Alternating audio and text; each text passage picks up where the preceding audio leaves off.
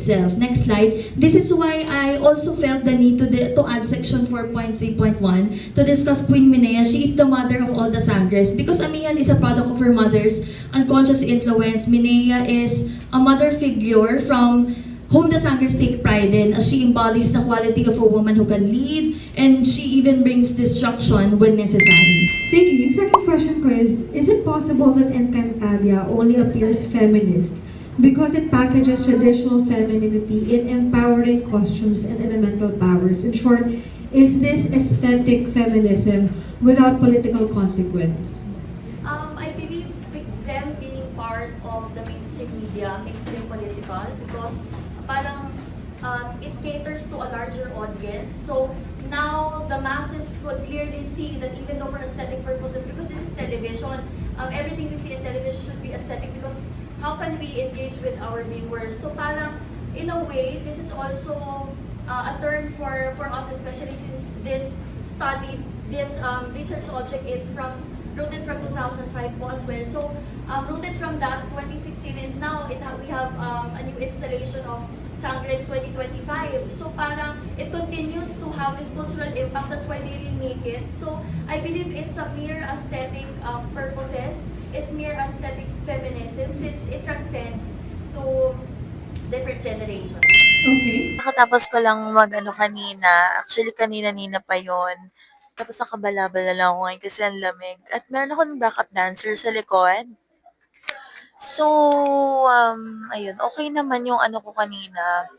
Okay naman yung defense ko kanina. Maraming tanong sa akin pero I'm good.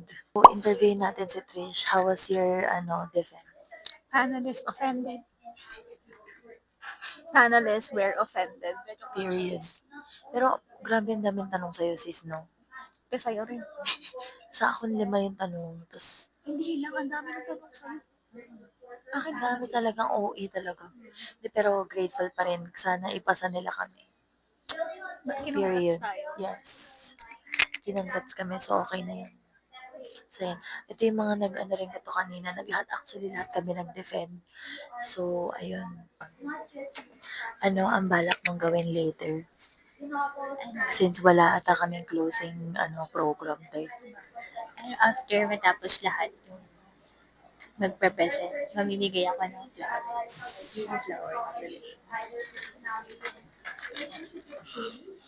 Ayan yung magagandang carnation ba yan? Hindi ko alam. Basta yan yung mga magaganda niyang binigay na color red. Sobrang madam. Bakit? Wala lang. Sobrang madam. This is from Dam. This is from Dam. 180 for 10 steps. Dami na. Oo. So, bumili ako ng dalawang 10 steps. So, 20. Period. So, mamimigay ka later. Defense. Nasiraan pa po siya ng mic. Mic. Nasiraan ako ng mic. I almost lost my voice. Charot. Hindi ko alam. Okay naman. Okay naman. Okay naman. Tawid naman. Tapos, siguro parang hinintay ko yung congratulations. Yung, ay, parang okay. Parang, parang feeling ko, di ko, sila, parang nagpa-process yung utak ko. Hindi nagtatanong. Naitawid ko naman yun. So, nakakatawa. Tapos parang, although kahit ganun nga, parang, tuwa pa rin naman ako kasi may good na compliment, parang congratulations. So parang kailangan ko lang din mag-add like sa suggestion ni Ma'am Ruth. So, parang I think naman, maayos naman yung paper. Maayos naman yung paper, so parang nag-gets naman na naitawid ko pa naman. And ang ganda nila. Ang ganda nila sa book. Ganda nila, be. Sa totoo lang. Kung ano-ano na lang din ang mga pinagkagagawa namin dito kasi sobrang dami namin. Lagi siyang nasa likod, nakaganyan. Mukha kang Watermark. Panelists! Anyway, so magpipicture-picture lang kami. And then, after nun, uwi na rin. And thank you, Lord. This is defended. By the way, this is my fit. Ano lang, wala yung shawl, but off shoulder with gold accent. And then, naka-shoes ako kanina, but ngayon, nag-change na ako to my rubber shoes. Hello po, hindi po sila nakikinig sa akin currently. Pero okay po sila. And I'm happy for them. Congratulations for Lit for finishing your defense. Okay,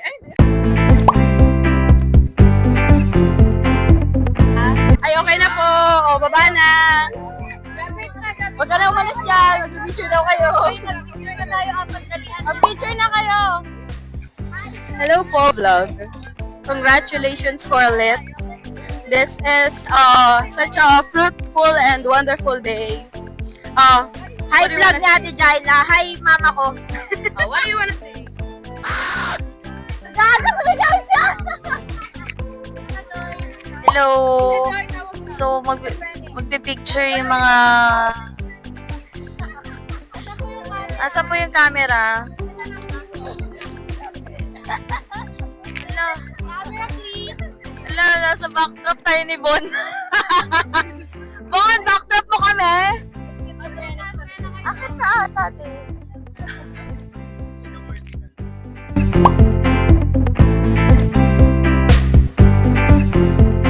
Thank you so much. Say hi to my vlog. Hi guys, welcome to my vlog. And I'm back because hindi pa kami tapos mag solo shot. Pero tapos na yung mga group eme. So, ayan na. So, ito yung ano ko, yung kailangan kasi syempre ng commemorative photo dito sa Benavides. And then, nakaganto yung ano, iPad to ni Trish. Ano? Ito. Thank you, Carlo. Hello, mga ka-Swiss. Siyempre, nag-picture din dapat ang mga ka-Swiss, di ba? Isa pa daw. Thank you! Gagraduate na mga Swiss! Tan, tan, tan, tan, tan, tan, tan. Sorry kasi iba talaga be kapag irregular eh. Kaya iba kapag na-delay kaya this is a momentous occasion na vision. Thank you. Bye.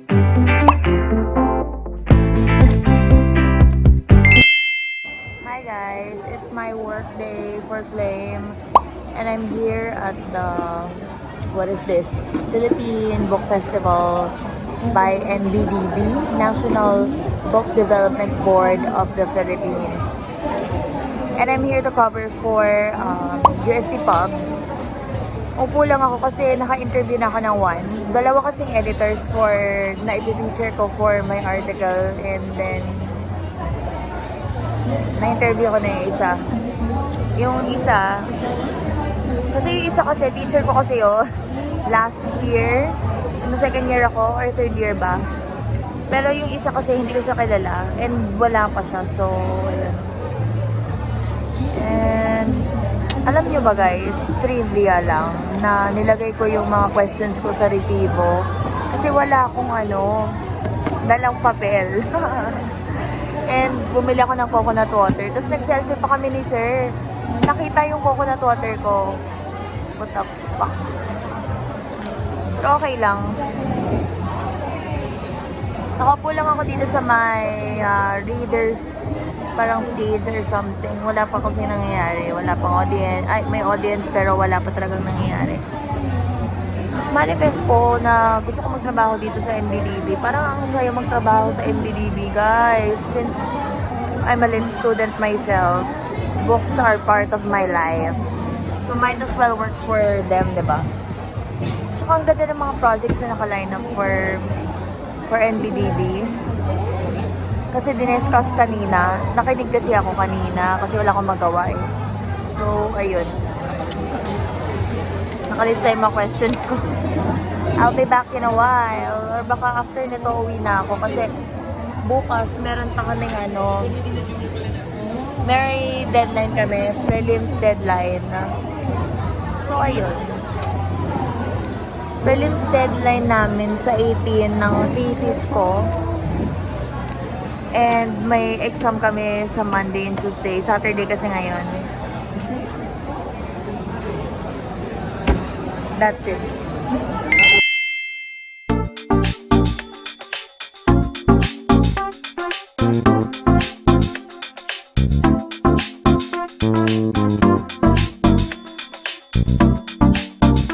For my brother's elementary graduation. So this is the one, this is the flowers I bought him in Dangwa. 'Di ba super cute, super nice, guys. And then this is the one naman that I bought for his special someone, I guess. Ganun kami ka nagto-tolerate dito.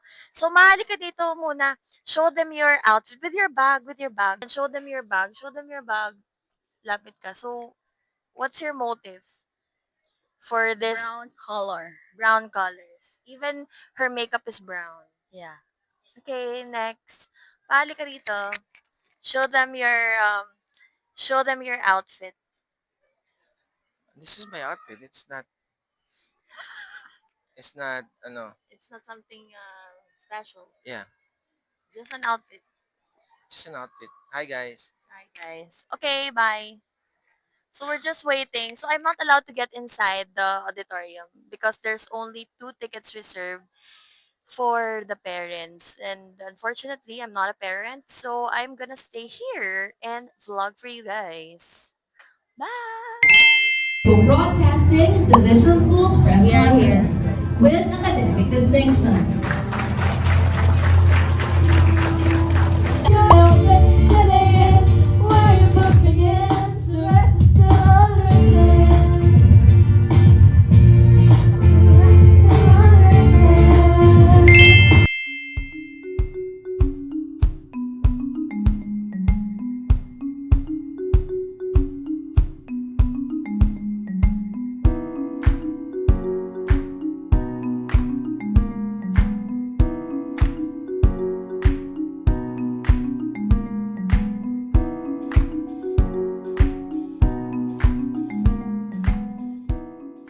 Hi guys, so we're now here in Wildflower QC.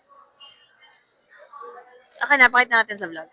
So, ayan si Craig sa kanyang graduation. So, we're now here in Wildflower QC for Craig's graduation dinner slash actually lunch because it's currently 2 p.m. right now. And huwag mo patayin. Ang masasabi ko lang is the graduation was super quick and hassle-free. Kasi, dumating kami doon 9. Tapos, parang ang call time nila 9:30 and on time naman kami. Tapos, natapos siya around 12. And then, parang mga 30-minute drive lang from here. So, yun. Napag-decide namin mag-Wildflower kasi ito yung pinaka-nearest. Tsaka, okay naman, deserve naman din ni Greg kasi syempre, it's his graduation. Let's talk to him. What? What do you feel? I feel good. Are you excited for, grade 7? Are you excited for grade 7? Not really. What are your plans this summer? I'm gonna lock in and I'm gonna become smart. Narinig niyo yun, guys, ha? Sabi niya, magla-lock in daw siya at magiging smart. Ang sabi ni Greg, magla-lock in daw siya at magiging smart. Anong masasabi mo dun? Sana nga lang. Grabe naman. Be hopeful. Kasi kung ano-anong mga sinasabi niyan, salot tutorian. Kung ano ng jokes niya. So, yun. That's it, guys. We're gonna eat in a while. Kasi kaka-place lang namin ng order.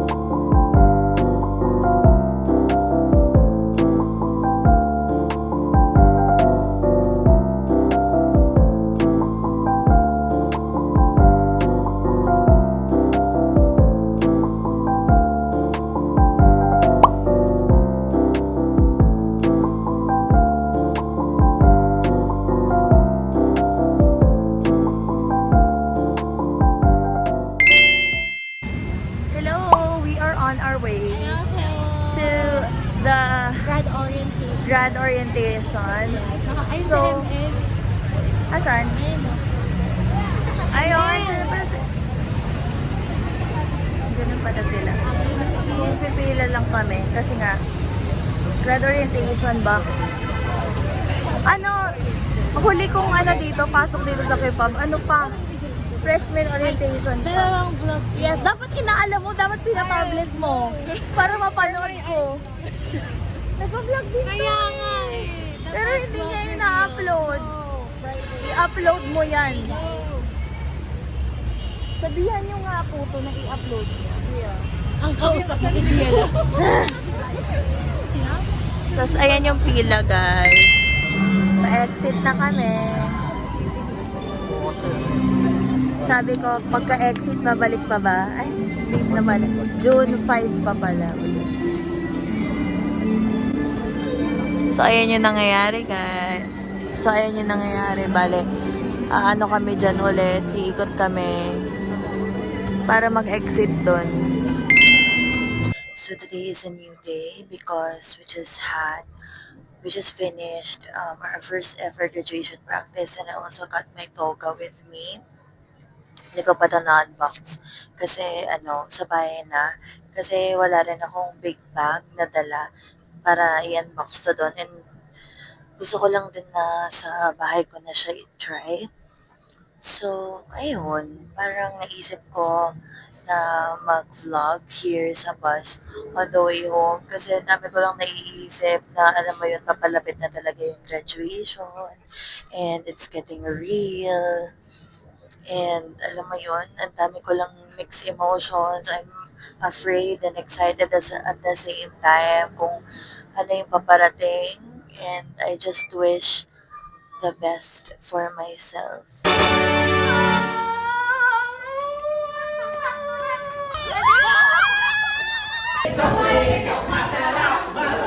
The College of Nursing! Abdul Jaila Marjan Villarubia, magna cum laude.